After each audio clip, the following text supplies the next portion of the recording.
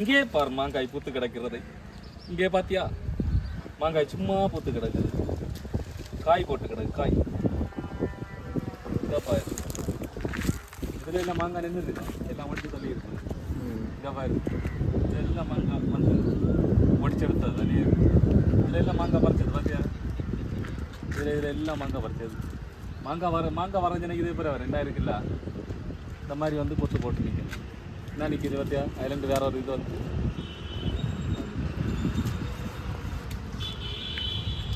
இதெல்லாம் முன்னாடியே உள்ள மரம். இது கவர்மெண்ட்டுக்கு சொந்தமான மரம்.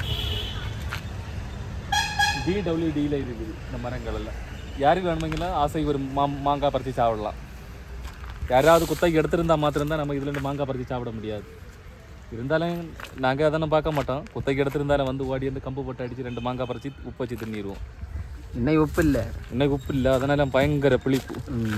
அநேருங்க வரேன், எங்கே பார்த்தாலும் மாங்காய் பறிச்சிட்டு தான் தெரியுமா. என் வீட்டில் அதை அப்படியே கொண்டு போய் நொத்தோலி மீனில் வைப்பேன். ஊறுக்காய் போட்டு சாப்பிட்டேன் மாங்காய் ஊறுக்காய். അച്ചാറ്